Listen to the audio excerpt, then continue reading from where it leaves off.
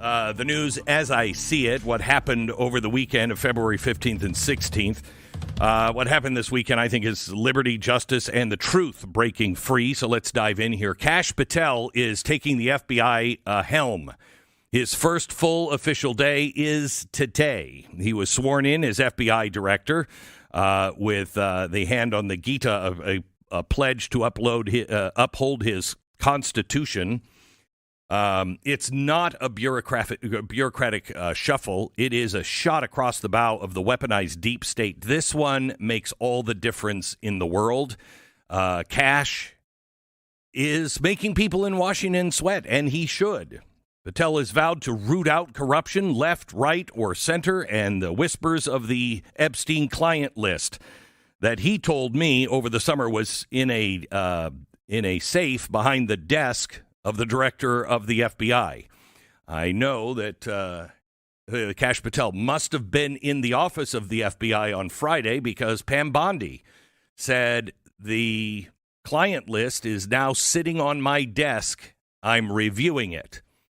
I have a feeling Kash took it out from behind that desk safe and brought it over to Pam Bondi. She looked at it, and I'm hoping, as today is his first full day in office, it will be released today. But transparency, one way or another, is coming, and justice isn't going to care who you voted for. I'm going to tell you more about this coming up in just a minute.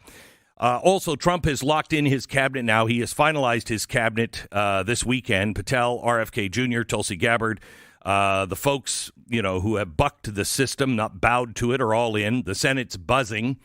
But this crew is built to shrink government and not meddle abroad unless America is directly threatened. No more endless wars, no more nanny state, just constitutional governance. That's what they're promising, and so far that's what they're delivering.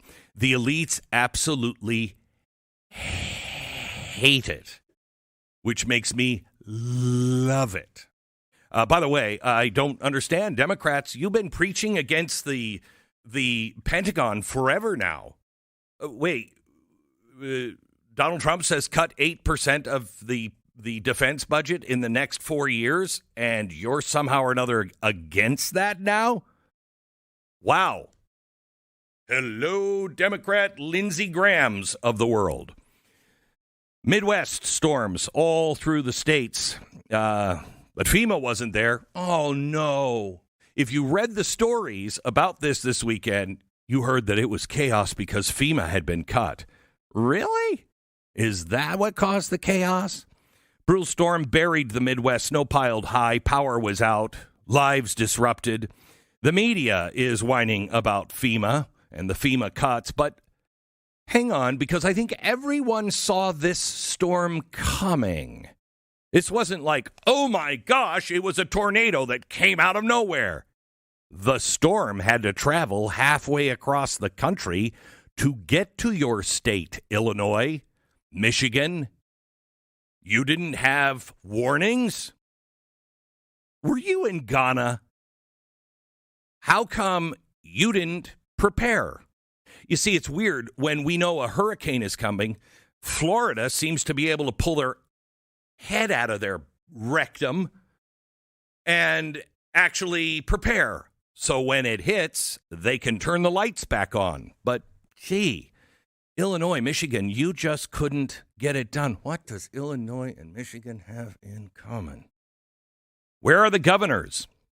Florida shrugs off hurricanes without federal babysitters. Why can't Michigan and Illinois? FEMA is nothing but a bloated crutch. States need to step up or ask for help. Oh, my gosh, wouldn't it have been crazy if when you knew there was this storm coming, you as a governor could have been in the same room with the president at the White House last week? Maybe you got to pull him aside and said, hey, we got a big emergency coming. Can you help us? Seems other states did that. Why weren't you ready? People, you need to start relying on your states and demanding that your governors pull their heads out of their rectum. Next story that I saw, the homelessness crisis. Oh, my gosh, it's a crisis. Ha! This is the first time I've seen that one. There's a homelessness crisis in our country? What? Yes, tent cities grew this weekend. Yeah, you know why? According to the mainstream media, the HUD staff cuts by the Doge team. Hang on just a second. It's been a week for those cuts. So you cut the staff at the top of HUD a week ago, and all of a sudden, homelessness is out of control. Show me the cut that tanked housing overnight. Could you do that for me? I think this might predate Donald Trump. I don't know. I've never seen any pictures of homeless camps all around the country before this last weekend. This is decades of blue state failures, not a 7-day staffing trim. Governors and mayors, you all own this now, not Uncle Sam. Accountability is about to go local. Closer to the people. Maybe we can make changes. Also, Trump and Zelensky, we're back at it. Zelensky says he's not going to give the United States anything unless, he'll retire if Ukraine's allowed to join NATO. Isn't this where we started this whole thing in the first place? Germany's election, if we have time today, I want to talk about that. They had a snap election, a campaign that went on. The far-right AfD is on the rise. That's because Vance was stirring the pot, in Munich. That's what happened. Vance was meddling. No, what we did is we cut all those USAID programs that were actually meddling in everybody's elections around the world. We decided, we shouldn't do that. We should let the people of those countries decide themselves. Yeah, you want to talk about a danger to democracy? Stop meddling in people's elections, right? Am I right? Their vote was held yesterday, and the fallout is Germany's to handle. We'll watch. We'll not wade in, hopefully. Unless it starts to hit our shores. It's not our business. Stateside, we have bigger fish to fry, but there are some things that if I have time, we need to talk about on that. And Elon Musk is pushing for AI innovation. The Doge crew cheered California's AI safety veto this weekend. Less red tape, more breakthroughs. At the same time, he just came out and said, we are at the event horizon of the singularity. Oh, big deal. What are the price of eggs? I don't know, but we might have robot chickens that eat us soon if you don't pay attention to the singularity. We'll talk about that coming up next hour. And the FCC has called out CBS, their bias. The FCC zeroed in on CBS this weekend, probes into news distortion, hinting at real consequences. Fascist! This is not censorship. This is about accountability. Now, hear me out on this. Should stations be able to lie? Well, no. But notice I said stations, not outlets. When you have a license from the United States government, you're in bed with the United States government. I know. I've done this my whole life. I had to get an FCC third phone. I'm a third phone license holder, I'll tell you that. I don't even know what that means, but I've got one. I had to take a test for it. Yeah, 13 years old. I'm at the FCC taking a test for my third phone license. I promptly lost that license. I still have it. I lost it, kind of like I lose my driver's license all the time. But if you want to lose a license, what you have to do as a local broadcaster is to break FCC rules. You see, local CBS stations have to have a license through the FCC. They serve the local community. Now, perhaps in New York and San Francisco, those people believe in their local community that lying to the American people and changing interviews to be able to make one politician look better than the other in a newscast is a public service. I mean, we can't have people knowing what they really believe and what they're really like. We need them to win as a public service. But I can't imagine all the red states and red cities feel that that was a public service from CBS News. My question is, have you written a letter to your local CBS affiliate? You see, any complaint letters where somebody writes in from the local community and says, I think this was wrong, and I hope the FCC investigates you, and I've CC'd the FCC. Too many C's for me to even follow. I've CC'd the FCC, and so the FCC is going to know about it ASAP. I'll tell you that right now, and hopefully they're going to kick your ASS. Anyway, have you written your local affiliate yet? And manufacturers warn of trouble. Beep, beep, beep, beep, beep. New York Times says the New York Fed's latest has pegged manufacturing at peak pessimism this last weekend. A slowdown is looming. We can't wait to blame Trump. No, they didn't actually say that, but you know they were thinking it. This is from years of overregulation, globalism. It's all biting back. States can lead the fix, cut taxes, ditch the green tape. Washington shouldn't be the only savior here. Every state should take it on. And finally, one last story, and it's a sad one. It seems another major chain might be ready to bite the dust. Bloomberg has reported that Hooters, the country's most famous restaurant, is in talks with the law firm Ropes and Gray to prepare bankruptcy. It is always sad to see people struggle, but even more sad when a great institution, American institution like this, goes tits up. All right, let's talk about Jace Medical. When you go on vacation, there are a few things you don't want to forget. Your keys, your wallet, your underpants. Of course, I won't make that mistake again. How did I forget my underpants? Anyway, you also don't want to forget your Jace Go. It's from the maker of the Jace case, and it's a compact, reliable case filled with emergency travel medications designed to keep you on track no matter what. Let's say you're traveling and you get food poisoning. Why not have everything you need ready and not have to search around for a doctor in a place that you don't know well in the middle of the night? Sound familiar, Stu? These kinds of things happen to the best of us, and even Stu. You might as well be prepared for them. And it's not just about convenience, it's about peace of mind. Whether the issue is distance or availability, whether you're traveling in this country or a foreign one, Jace Go will ensure you're covered. Please, this year, why not travel smarter and stay prepared? Go to Jase, JASE.com, and enter the promo code Beck to make sure you have the right meds on hand the moment you need them.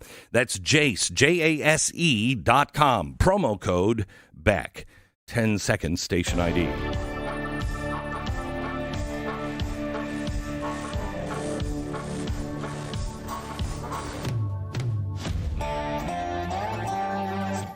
Hello, Stu. Hi, Glenn. How are you? Oh, I'm great. How are you? Great to see you. Great to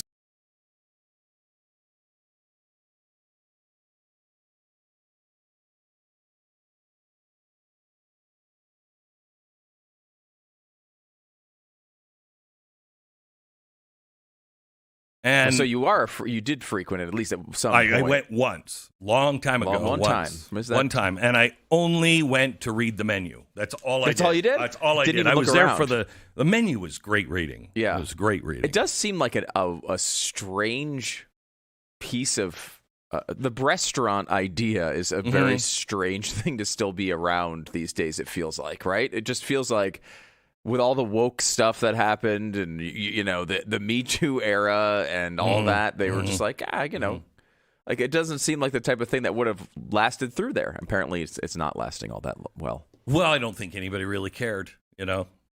What do you mean? I don't think anybody really was caring about, The Me Too thing was kind of fake. Yeah. I mean, it started out, I'm sure, that there were sincere people. There certainly were good things. The Harvey Weinstein thing, pretty much good. happy about that one. A few one. things that were really good. The rest of it was just like, I got a pitchfork and a torch, and I don't really care or even know what I'm talking about. Let me join in. It's just nuts.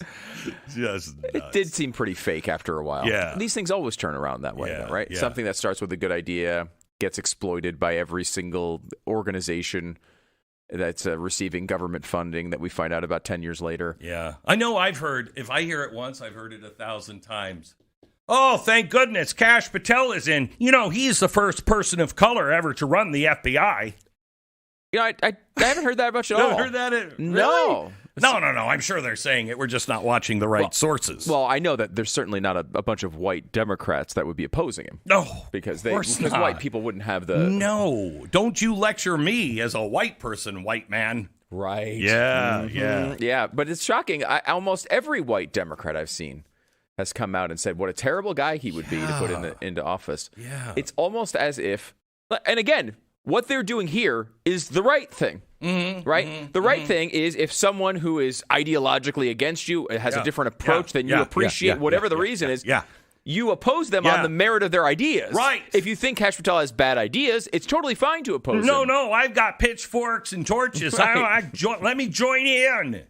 Instead, we're told usually you're just supposed to overlook your ideological opposition. Or whatever your opposition is when it comes to their abilities, and embrace them because of the color of their skin. That goes out the window the second there's an R near their name. I've known Kash for a long time now, like Kash an awful lot, but I didn't even think about him being the first person of color until Fox News reported on it, and they only reported on it like, where's everybody?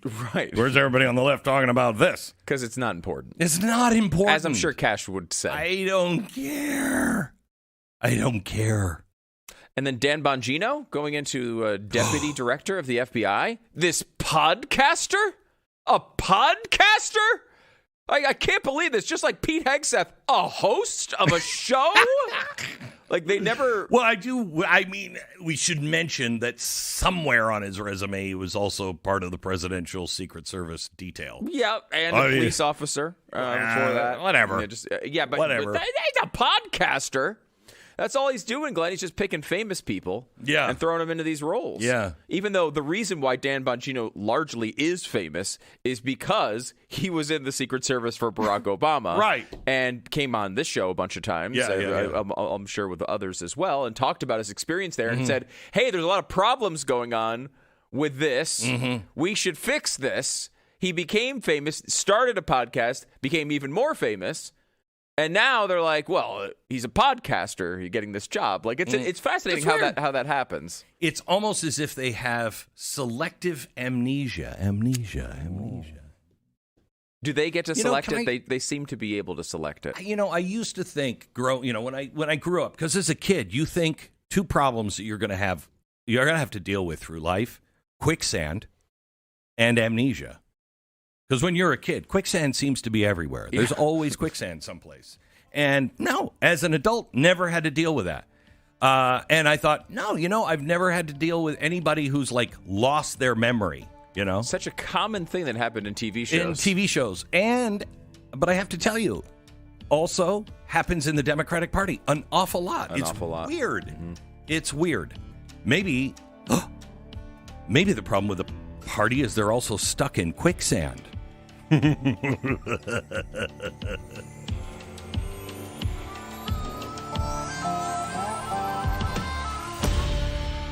This is Glenn Beck.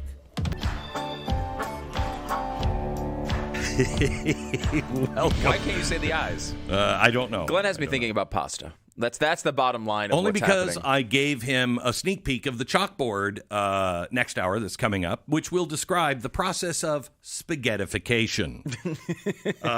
And then I started thinking about spaghetti, and then I started thinking about putting ricotta. Yeah, you can't say it. I mean, my family, do we have any ricotta? Oh, my gosh, I get hammered. I get hammered. I mean, that's what the word says. You know, my mom, very, very Italian. I grew up in an Italian house. And I get, like, you're supposed to say, manigot, or whatever. Yeah. It's like, there's an I at the end of it. I'm sorry. Yeah. It's true. This is America. I want some rigotti, please. Yeah. Oh, my gosh, we're killed. We're in little Italian concentration camps. When you marry into a Italian family, they'll put you in a little, you say something like that, you'll know it. And that's just the way it goes. I will say most concentration camps, negative experiences. Yeah, this one is pretty good. An Italian household, yeah, it's pretty good. The food is really because mom good. is, she'll come knocking at the door like at midnight. And she'll be like, "You're hungry, right? I made you some meatballs." Huh? Okay, it's 3 a.m., but sure. All right, okay. Oh. So the chalkboard's coming up in just a second. You don't want to miss that. Now, I don't know if you feel this, but there's a whisper in the air. There's a hum of anticipation. Something that has been buried. Something that we all know has been there, but we just couldn't see or touch, is about to be dug up today. Yeah. Hopefully today. I mean, if not today, well, surely it'll be tomorrow. Because there's no way Kash Patel is not going to release all of the fun stuff that we want released. Right? Am I right? I'm right. Today, Kash Patel, first full day as the FBI director. Now, 10-ish days ago, if you count holidays and the weekends, I said within 10 days or the first full day of Kash Patel as FBI director, it'll be released on day one. First full day, that's today. So I'm hoping Kash doesn't let me down. I mean, yeah. He's got a lot of stuff to do, but I mean, letting me down, isn't that kind of a bad thing, Stu? Don't you think? That hurts America. Yeah, that's a bad policy. I hope they don't go that route. Wait, doesn't Pam Bondi though? Isn't she looking over this stuff? And she's looking over it, but it belongs to the FBI director. So he passed it to her. I'm assuming he passed it to her to look for charges. Hey, you want to do anything with this? Because I want to release this. So maybe we have charges coming, I don't know, Tuesday, Wednesday. Would you be willing to wait until Tuesday or Wednesday if that was the outcome? Or do you want it today no matter what? You asked for it today. He will prove me wrong, though. What's more important, America? Me being right or justice being served? That's right. Yeah, definitely. You being right. I hope that's the way the government is thinking right now. So today, because I cannot be wrong, the Epstein client list is coming out. Or he prioritizes America over me, whatever. It'll happen later this week. I said it with conviction because, well, I'm not a prophet. I do play one on the radio, but I'm not a prophet. It's because I watched all the pieces fall into place on this one. Kash said in my office on television in an interview that the list sits in a safe behind the desk of the FBI director. And I said, that's bad, isn't it? Kash, this was last summer. That doesn't sound good. Yeah, it's not. Well, I mean, are we sure it's in that safe? Yeah, we're sure. And it's still going to be in that safe with all of its pages? Yeah, pretty sure. Okay, that's not as confident. Well, last Friday, Bondi, our new attorney general, tweeted that it was sitting on her desk ready to review. And I looked up at the stars and I thought, the stars are aligning.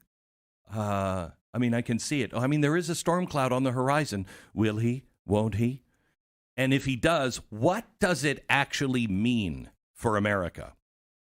If he releases this today, this week, what does it mean for justice, for truth? If he doesn't, are we the free country that we claim to be? Do we have the transparency that we hope to have?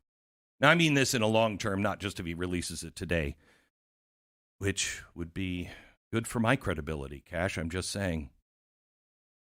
But let's start with Kash. Who is he? He's not some buttoned-up bureaucrat who climbed the ladder kissing rings and kissing butts. This guy's a fighter. He's a former prosecutor. He's a counterterrorism warrior. He's a guy who stared down the deep state and didn't blink. I mean, the guy is on the scale of Trump. I mean, nobody's shot at him, dare I say, yet.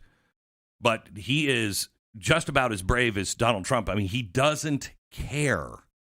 So he was sworn in, and today, I mean, Friday, apparently he opened the safe and gave it to Pam Bondi.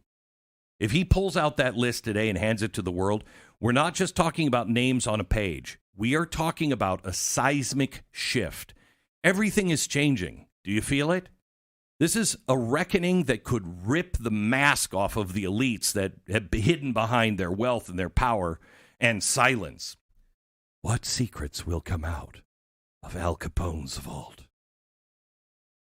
I really thought there was a chance that Geraldo Rivera could be, on a special opening up that FBI vault and there would be nothing inside, but apparently it's there. So what secrets are going to come out? Who could be on it? And who will they be wearing? We've all speculated, politicians, CEOs, celebrity, maybe even royalty. How's that possible? Epstein wasn't just a monster. He was a gatekeeper. He was a collector of leverage. That's what he did. Who was he collecting that leverage for? He was a spider at the center of a web that stretched across oceans and continents. Who had him build the web? His diary, his little black book, the one the FBI seized, apparently not a social diary. It was a ledger of corruption, a catalog of those who thought that they would be untouchable. Could it be Bill Clinton? Oh, come on. That's so easy. I mean, that's almost too easy, isn't it? It's one of those that you should go, nah, I don't believe that one because it's too easy. But I think I believe that. He flew on the Lolita Express. I think I don't get on to, sure. Come on. It's literature. Lolita, it's literature. And even though it's literature, I still don't get onto the Lolita Express. Penthouse Forum is also literature. So, totally fine. It's reading. Prince Andrew. That one. I'm not surprised by either one of those. Are you? Prince Andrew and Bill Clinton. Would you be surprised? No. I mean, Andrews, look, he's had pictures taken with the accusers. It's with the bed behind them, but they weren't doing it. The bed was nicely made. I might add too. Bill Gates, another one that I would be like, I buy that. So does his wife, by the way. Yeah, in fact, she can buy a lot of things because of that divorce. So who's going to be on it? We don't know yet, but here's the hard truth that we've ignored. The fact that we don't know after all of these years, that's a real indictment on our system, isn't it? We don't know. I've said this a million times. If it was a bunch of truck drivers on that list, don't you think we'd know all of their names? We'd be like, oh, yeah, that guy in that truck, with the mud flaps with the babes on them. Mm-hmm. And when I say babes, I mean, like 8-year-olds. I think we should have seen that one coming. We know it. Yet conveniently, since his death in 2019, the full scope of his network has been locked away. We just don't know. Who's been protecting it? Why hasn't anything been done in the Justice Department? See, these are the questions that you have to ask the liberals. Why are you not interested in who might be raping children? There's a lot of things. At USAID, they were giving AIDS to all kinds of people. Did you just put an S on the end of that word? Why do you not care? Because I care. If it's a Republican, bye-bye. I want a fair trial. I want to hear all the evidence from everybody. I don't want to convict somebody on this list, but I do want them to be investigated and tried, and if they're found guilty, bye-bye. And I don't care who it is. Is it just us? Is it just me? How come liberals don't feel that way? How come they're not like, Hey, who was on that list? Could have been my daughter. History is littered with moments where the powerful, have been shielded from their sins behind closed doors and the people paid the price. Think of the Roman senators that whispered in the shadows while the republic crumbled. That kind of looks a little like today, doesn't it? Or the French that were feasting at Versailles while the peasants starved. Doesn't it kind of feel reminiscent? I mean, we don't have white makeup on our faces with a big black wart glued to our cheek. But, we're honestly, aren't they a little close to that? In every case, the truth eventually clawed its way out. Unfortunately, a lot of times with blood and chaos, because the elites had all the powers and didn't want it to come out. The best thing that could happen is we lance this boil. We've been really lucky in America. Our revolutions, they're kind of quiet, kind of boring. As far as revolutions go, we just had one. I don't know if you know that. But the election in November, that was a revolution. But it was an American-style revolution. And people got together and said, enough of this crap. Our justice is slower but steady. Should be. But that steadiness depends on trust, and the trust has been eroding. And the Epstein saga is a festering wound on our national conscience, as is P. Diddy and all of this stuff. Anything that's happening with our children, why do we not seem to care about it? We've ignored it. We've distracted ourselves with partisan squabbles. We pretended it's a conspiracy theory for tinfoil hat people. It's not. It's real. And if Kash Patel releases that list today, it's not just a document.